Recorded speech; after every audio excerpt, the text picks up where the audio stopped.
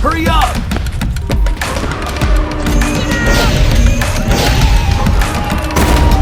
Oh yeah!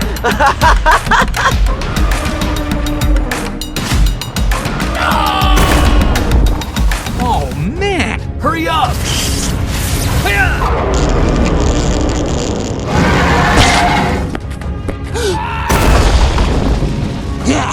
Get out!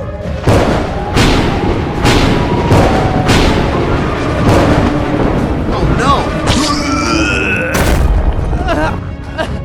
Mommy, I'm coming! Go! Mommy!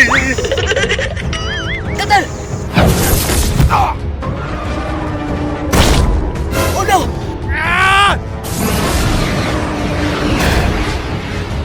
Yay!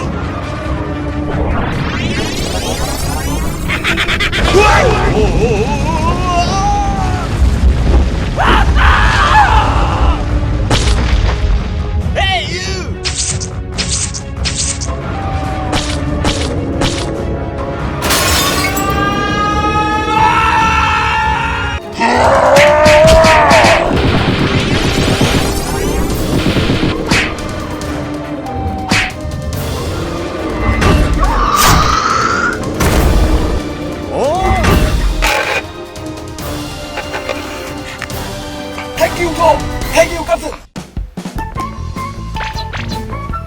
Very good.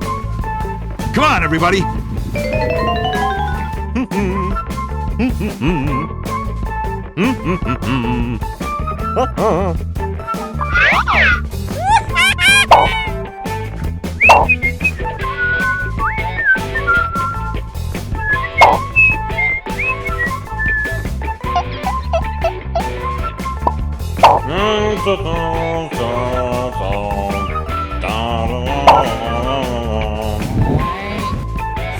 Okay.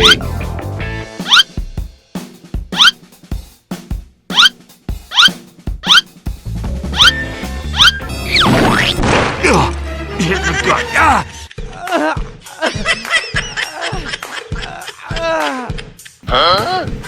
Trời ơi, gặp cảnh gì rồi? Chưa. What's the matter with you? Dropship! Coming in over the road! Mày đâu? Anh mà cảm giác được vậy. No! Hai có quả chưa? Nặng quá.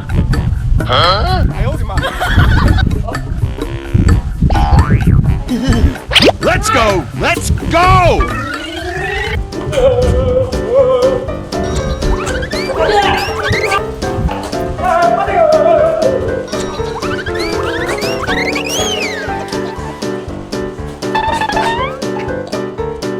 Nhặt thế rồi.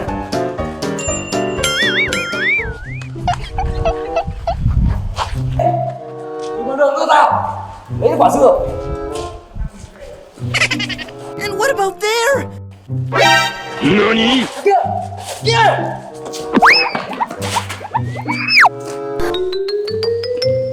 Hiya!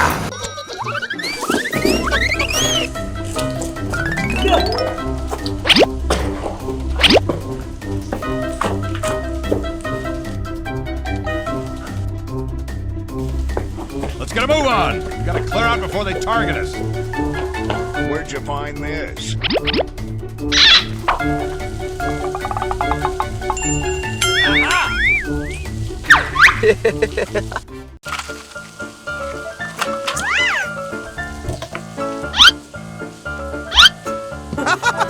Don't worry, I won't tell anyone.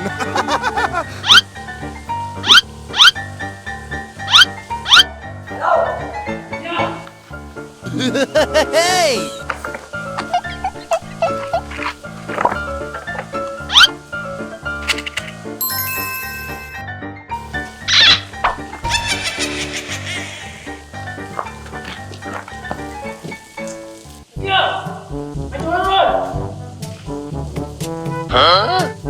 Đại ca, nó trốn đây.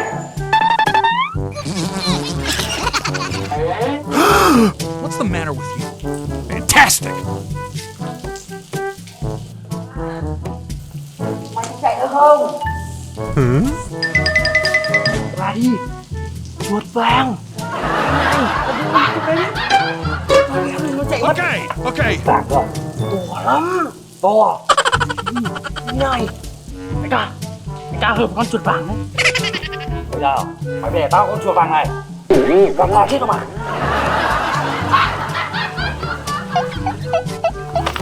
Okay, okay.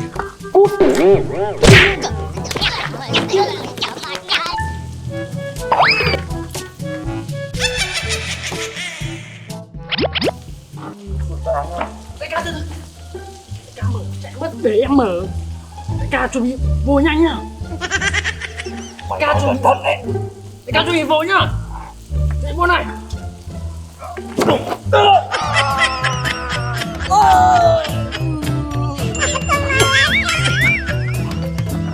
Đại ca sao vậy? Bị chuột cắn à? Đi đi, cái ngu. Đây là chuột à? Go, go, go! Phải ra.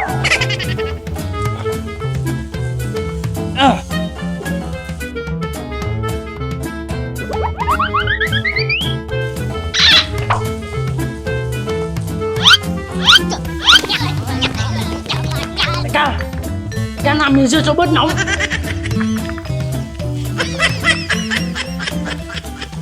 Okay. Đại ca để em.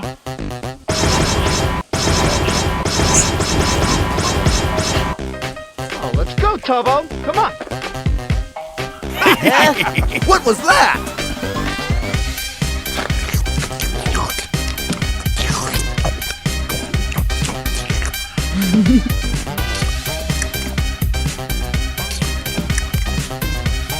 Đại ca không? Chúng ta đi giặc thù.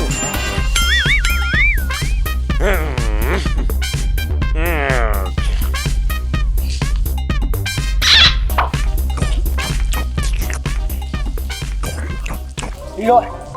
Đi về xuống. Phải rồi. Bắt lên. Đi đi nó. Come on!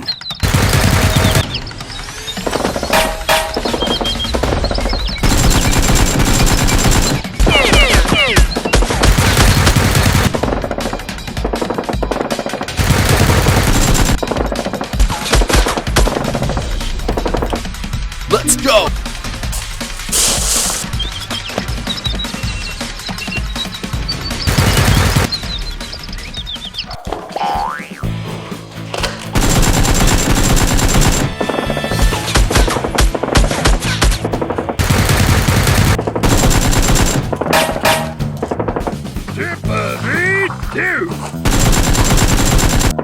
Better be some dice! Better be some dice! Hả? Giết nó tao có được.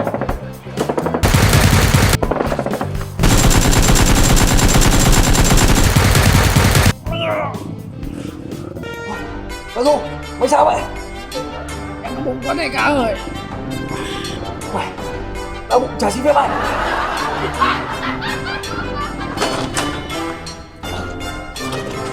Mày cả sao vậy? Đau giống mày rồi. Quả dưa nó có vấn đề. I owed him up.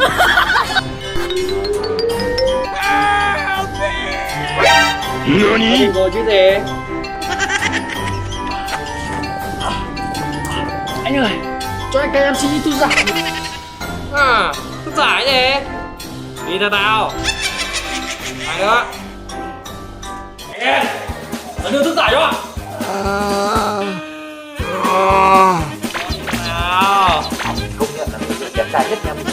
Đúng rồi ạ. Tốt đấy. Được con này ngoan đấy. Tuyệt vời, tuyệt vời quá. Ui, anh thì làm gì? Ui, anh nóng nọng không một muốn nào. Mặt tao không đẹp sao? Ui,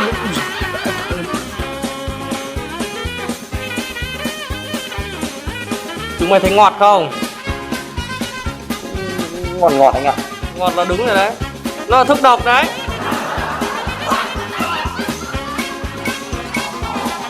Này! Đây! Thấy sao? Sao phải rồi anh?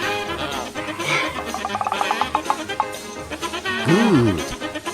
That's good. Anh lừa hai chúng mày thôi. Giải đấy. Đè đi, anh nghỉ ngơi nào. Nhanh!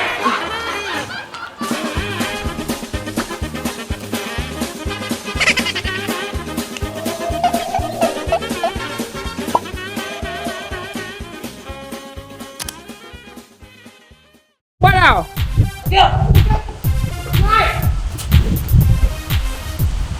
Ok, bắt đầu.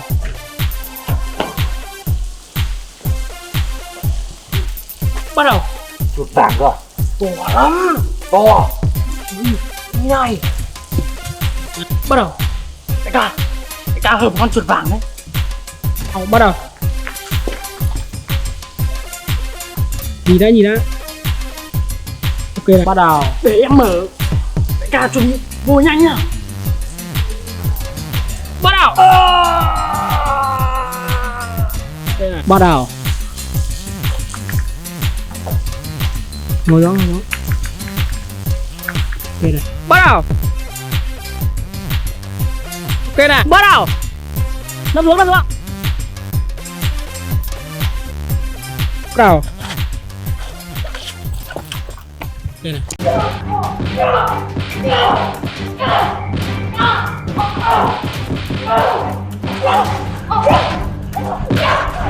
Mày đã lấy những gì của tao? Hả? Tao đấy. Oh, nice. Nice. Very nice. Get your car, Doc. You won't get far on foot. They are gonna have to pay for this. Tao mang đồ cho đại ca của mày đấy. Gọi đại ca mày đây. Okay. It's not supposed to end like this. So much for our last hope. So much for Dr. Freeman.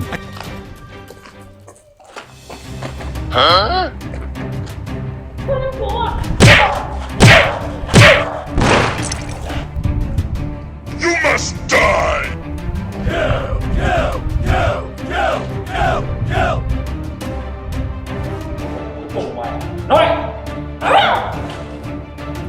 Tao không lấy. Em cửa.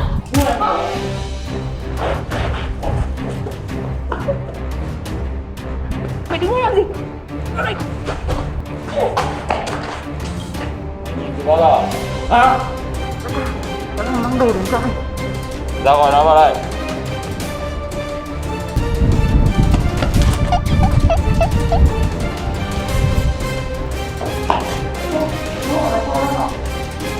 Đi.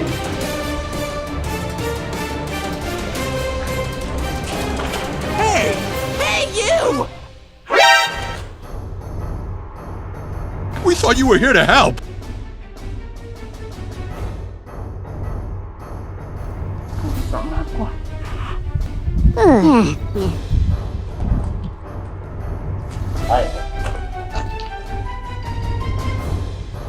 Get going, Doc. We gotta break camp. Don't worry, I won't tell anyone.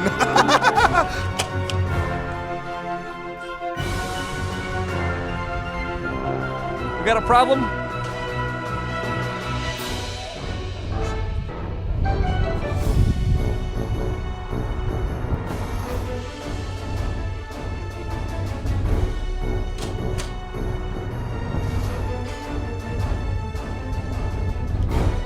Good. That's good. All right, okay. Nice!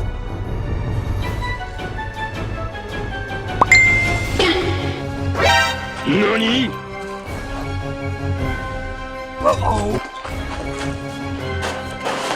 Let's get a move on! We've gotta clear out before they target us. Incoming dropship! Incoming!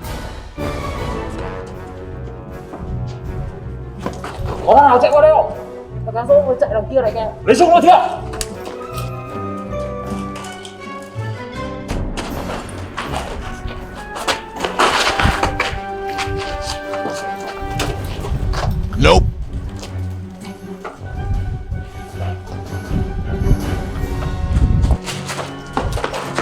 nó sao nào?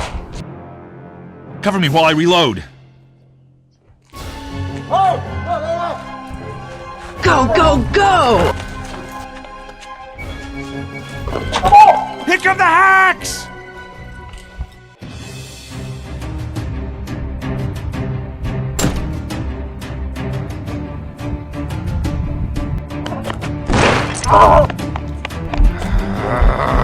They are gonna have to pay for this. Ra mày phản bội tao.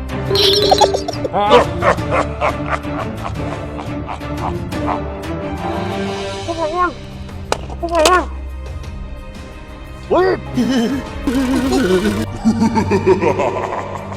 It's not supposed to end like this. So much for our last hope. So much for Dr. Freeman.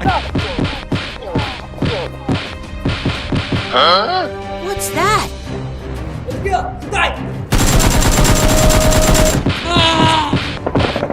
Let's go! Let's go! Go, go, go!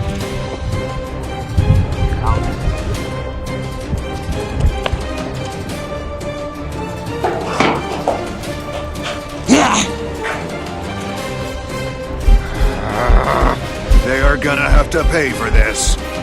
Alright, let's have a contest to see! Đi xuống đây. Yes, sir!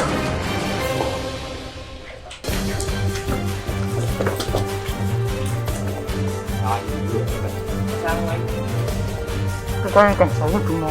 Nhưng chúng nó phát hiện, chúng nó đuổi đánh tôi. Đâu, đưa tôi xem.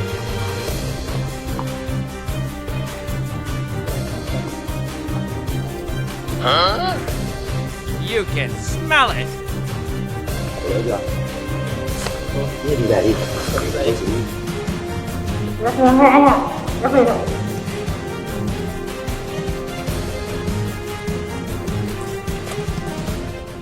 Let's get a move on. We gotta clear out before they target us.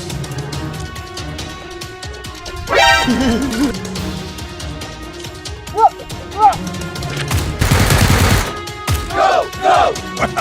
I wouldn't believe it if I couldn't see it with my own eyes. What the shit? Let's go!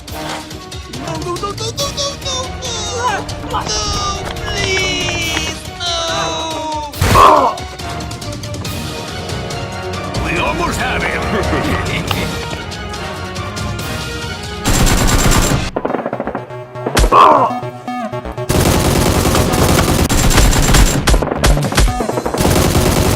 Go, go, go! Yes, sir!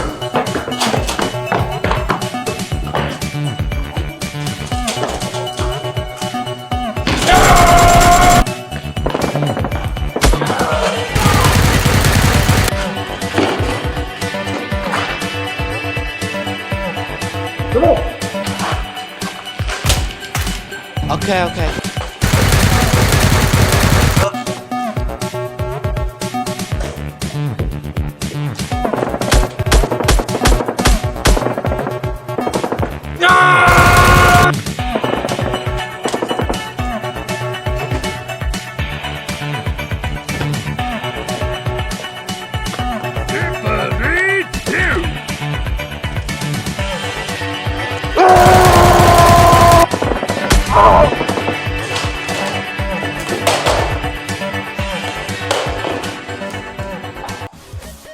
SWAT!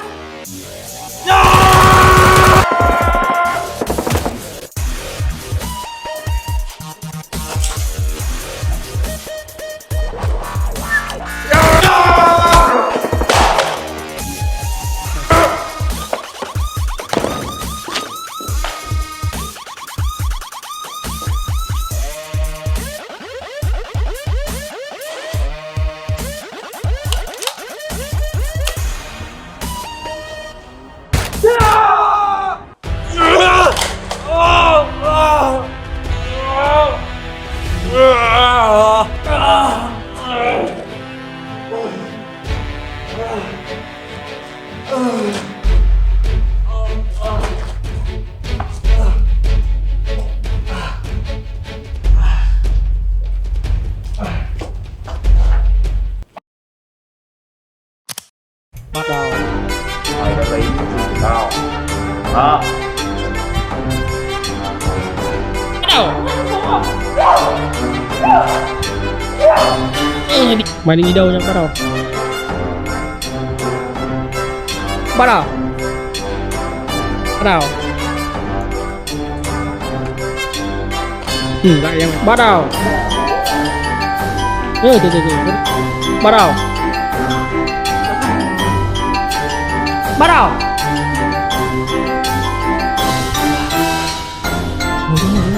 Bắt đầu. Đấy, cứ diễn này. Này nó phải dừng lại, tay lại nhá. Nào. Bên trái kìa, phải kìa.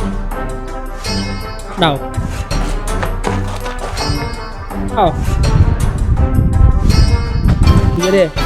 Vâng, thế này đi ra ngoài. Bắt đầu. Bắt đầu.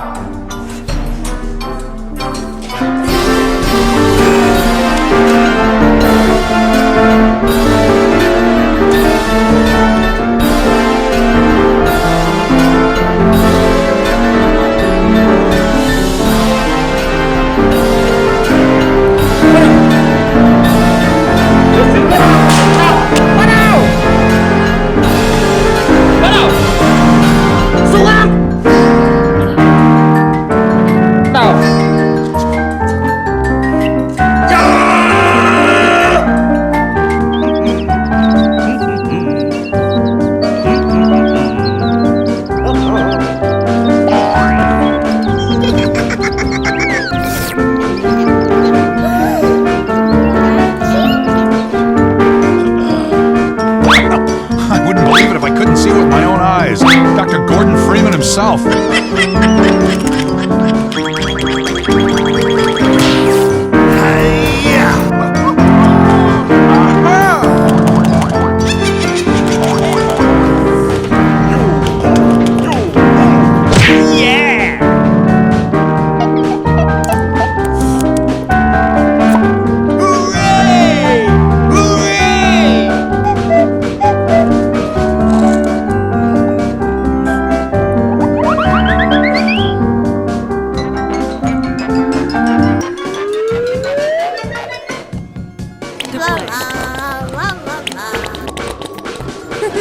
Of course!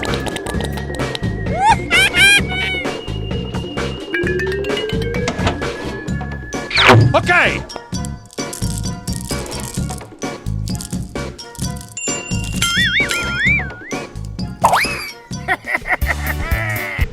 La la la la la la la la la. It's okay, sir. I can take him. Yeah!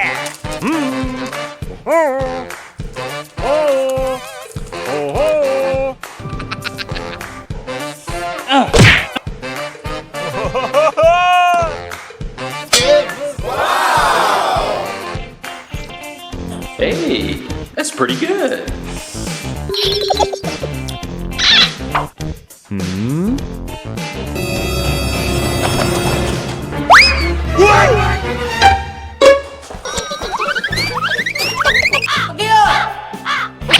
Run for your life!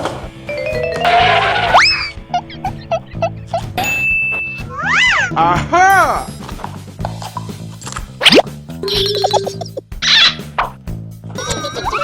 It's not supposed to end like this. So much for our last hope. So much for Dr. Freeman. Thằng tay con kìa, mày đâu rồi? Ra đây! Mày ra đây xem nào! Mày đâu rồi? Ra đây! Tao bắt được mày, chết đi nào!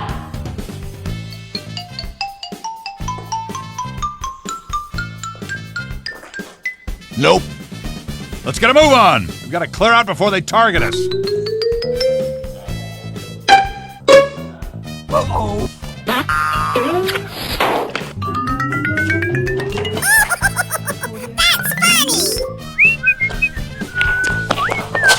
Oh no! Mày đi đường thế à? Mua à? Đưa vào nhà mày à? Đi kìa!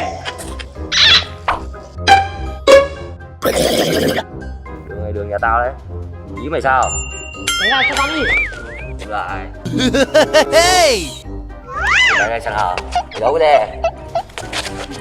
Hiya! Hiya! Watch and learn, boys. Ha! Here goes nothing! Ê, anh ơi, đồ ăn của em. Giải em anh ơi. Đồ ăn của em anh ơi. Có bộ. Ngon đấy. Có như đây mày đóng nợ phí đi qua đường nhà tao. Cút! Quyết định! They are gonna have to pay for this.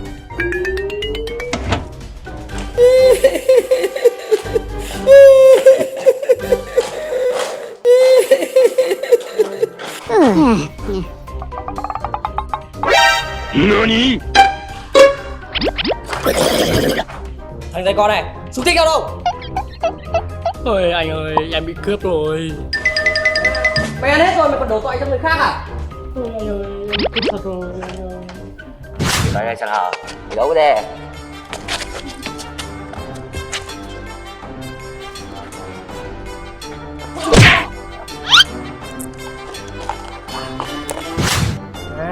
Mày mạnh đấy. Được, tao dẫn mày đi lấy súng. Yes, sir! Go, go, go! Làm theo những gì tao chỉ bảo. Chưa? Okay, okay.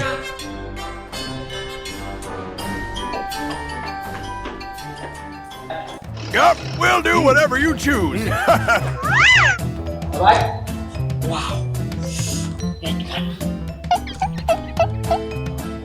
Xuống đi, sao biết bắn không nào?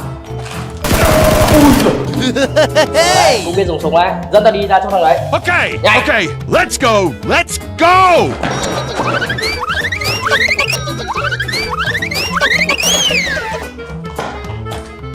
Hey, you! Come here!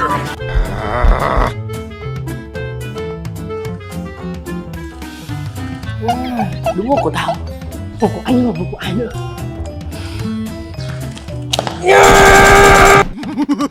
Oh, pretty please!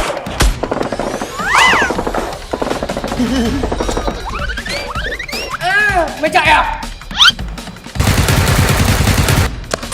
Ooh!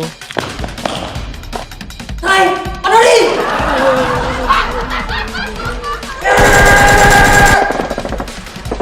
Bắn đi! Không bắn được thì lên lấy hộp cho tao! Đi lấy đi!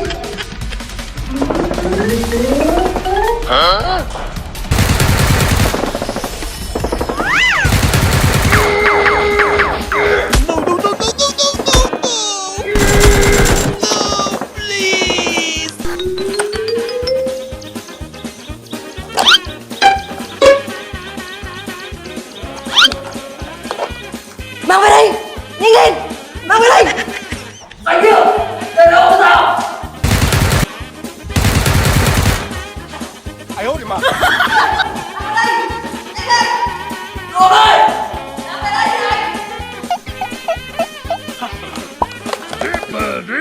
nhanh! À thằng kia! Mày lừa tao à?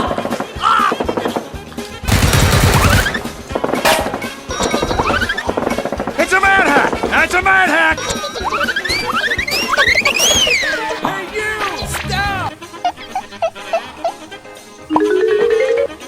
Hey! So what? Come here!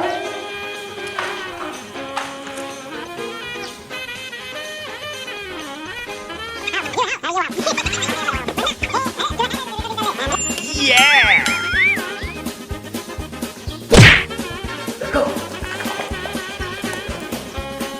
Get your car, and I'll open up this gate.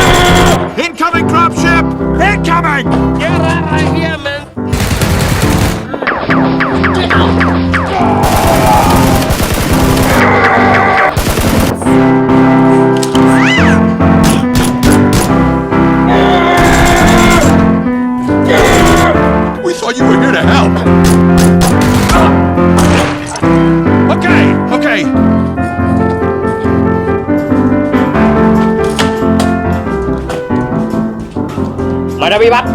Đứng dậy. Một số sinh đây. Đi. Go, go, go! Nhanh lên. Dr. Gordon Freeman himself. Đi. Go.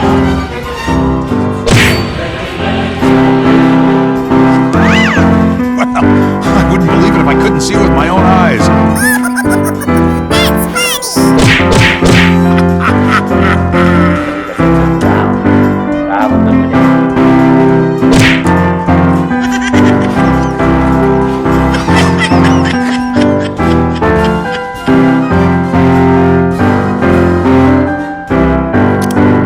Bắt đầu. Bắt đầu.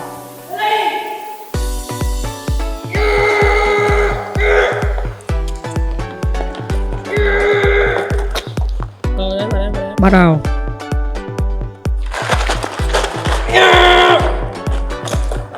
Bắt đầu. Mày dám chơi tao. Năm này. Bắt đầu. Xuống đi, sao cái bắn không nào? Ui dồi. Được đấy. Bắt đầu. Bắt đầu.